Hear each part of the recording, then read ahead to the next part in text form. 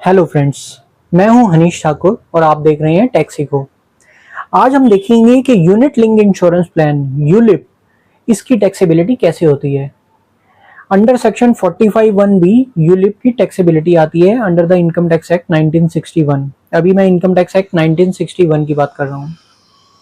हम पहला देखेंगे कि लाइफ इंश्योरेंस पॉलिसी जब मैच्योर होती है क्या वो एग्जेम्प्ट होती है या नहीं। इसका जवाब है हाँ। अंडर सेक्शन 10(10)(d) में जो लाइफ इंश्योरेंस पॉलिसी होती है मैच्योरिटी के टाइम पे वो एग्जेम्प्ट हो जाती है। लेकिन यहाँ पे टैक्सेबिलिटी भी आती है, मतलब लाइफ इंश्योरेंस पॉलिसी टैक्सेबल भी होती है। किन किन पॉइंट्स में, चलिए देखते हैं। अगर हमें कीमैन इंश्योरेंस पॉलिसी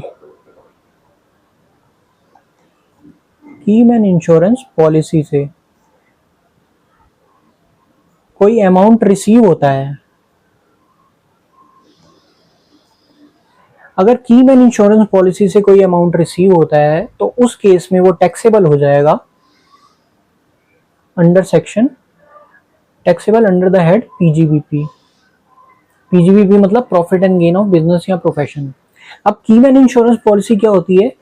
कोई कंपनी का कोई मेन पर्सन होता है जो कंपनी के लिए बहुत ही इंपॉर्टेंट है, तो उस केस में कंपनी कीमैन इंश्योरेंस पॉलिसी करवाती है उस मेन पर्सन के लिए। सपोज कीजिए जैसे एक कंपनी में अमिताभ बच्चन जी हैं, तो उस केस में कंपनी ने अमिताभ बच्चन जी का कीमैन इंश्योरेंस पॉलिसी करवाया क्योंकि वो एक बहुत ही इंपॉर्टेंट पर्सन है उस कंपनी के लिए। तो अगर उनको कुछ हो जाता है तो इसलिए कंपनी पॉलिसी करवाती है। तो अगर वो पॉलिसी का अमाउंट उनको रिसीव होता है तो वो कैपिटल गेन में टैक्सेबल होगा पीजीबीपी में। ऐसे ही दूसरा पॉइंट आता है, जो हम प्रीमियम पे कर रहे हैं, प्रीमियम पेड। पहले तो बता दें कि नॉर्मल लाइफ इंश्योरेंस पॉलिसी किस में टैक्सेबल होगी? इनकम फ्रॉम अदर सोर्सेज में। जो नॉर्मल लाइफ इंश्योरेंस पॉलिसी होती है वो टैक्सेबल होगी इनकम फ्रॉम अदर सोर्सेज में। जो यूनिट लिंक इंश्योरेंस प्लान होता है वो टैक्सेबल होगा कैपिटल गेन में। इसको भी हम कैपिटल एसेट ही मानते हैं यूनिट लिंक इंश्योरेंस प्लान को। Unit link insurance plan basically insurance plus investment का होता है, जो इक्विटी ओरिएंटेड फंड में, म्यूचुअल फंड में हम करते हैं। तो यूनिट लिंक इंश्योरेंस प्लान का जो प्रीमियम रिसीव होगा वो टैक्सेबल होगा कैपिटल गेन में, जबकि normal life insurance policy taxable होगी इनकम फ्रॉम अदर सोर्सेज में। तो चलिए बात करते हैं कि प्रीमियम पेड।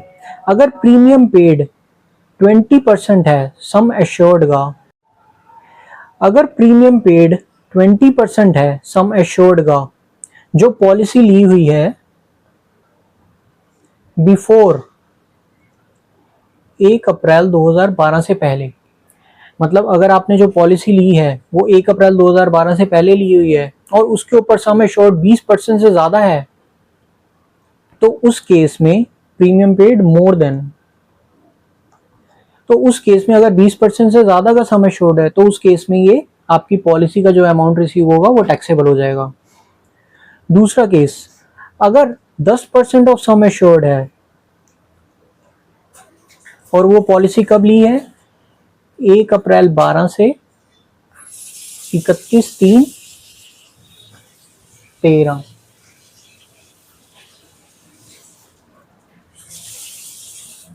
अगर आपने 1 अप्रैल 12 से 31/3/13 में पॉलिसी ली है और उसका सम एश्योर्ड का अमाउंट, प्रीमियम का अमाउंट 10% से ज्यादा है सम एश्योर्ड का, तो उस केस में भी ये टैक्सेबल हो जाएगा। थर्ड पॉइंट आता है 10% ऑफ नॉर्मल पर्सन, मतलब जो नॉर्मल पर्सन है उसने सम एश्योर्ड का 10% और 15% ऑफ डिसेबल पर्सन।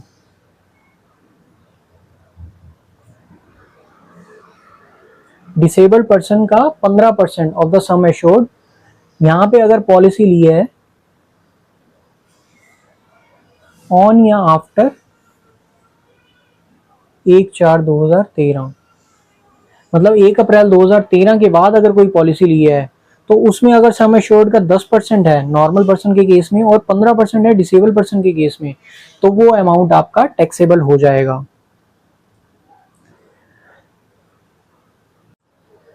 इसमें थर्ड पॉइंट आता है कि अगर नॉर्मल लाइफ इंश्योरेंस पॉलिसी है जो इशू हुई है ऑन या आफ्टर 1/4/2023, मतलब आपने 1/4/2023 से बाद में वो पॉलिसी ली है और उसका जो प्रीमियम है वो 5 लाख से ज़्यादा है, एक्सीड कर रहा है इन एनी प्रीवियस ईयर, तो ये आपका टैक्सेबल हो जाएगा under income from other sources. ये आपका टैक्सेबल हो जाएगा इनकम फ्रॉम अदर सोर्सेज में। इसमें फोर्थ पॉइंट आता है, अगर ULIP unit link insurance plan issue होती है ऑन या आफ्टर 1 फरवरी 2021, 1 फरवरी 2021 की डेट ली गई है, एंड प्रीमियम जो है उसका प्रीमियम पेएबल एक्सीड्स, मतलब जो प्रीमियम पे कर रहे हैं अगर वो एक्सीड करता है 2,50,000 से इन एनी प्रीवियस ईयर, मतलब यूलिप अगर इशू की गई है 1 फरवरी 2021 के बाद और उसका जो प्रीमियम है एक्सीड करता है 2.5 लाख रुपए से, तो उस केस में ये टैक्सेबल हो जाएगा कैपिटल गेन में, taxable under the head capital gain. यहां पे पॉइंट आता है कि if more than one ULIP then exemption is available only for those ULIP for which aggregate premium in any previous year does not exceed 2.5 lakh रुपए। इसका मतलब ये है कि अगर एक से ज्यादा यूलिप है तो एग्जम्पशन सिर्फ उन्हीं यूलिप को मिलेगी जिसका एग्रीगेट प्रीमियम 2.5 लाख तक होगा, मतलब 2.5 लाख से ज्यादा नहीं होना चाहिए। अगर एक से ज्यादा यूलिप होंगी और उसका प्रीमियम 2.5 लाख तक होगा, सिर्फ वही एग्जाम्प्ट होंगी, बाकी सारी टैक्सेबल हो जाएंगी। और इसमें एक और पॉइंट आता है, डेथ के केस में अगर किसी की डेथ हो जाती है तो उस केस में फुल्ली एग्जाम्प्ट हो जाएगा, मतलब अगर डेथ की वजह से आपको ये प्रीमियम ये इंश्योरेंस का अमाउंट मिलता है तो उस केस में ये पूरा पूरा एग्जाम्प्ट हो जाएगा, उसमें फिर कोई प्रीमियम का कैलकुलेशन नहीं होगी। उसके बाद हम देखते हैं कि कैपिटल गेन कैसे आएगा यूलिप पे।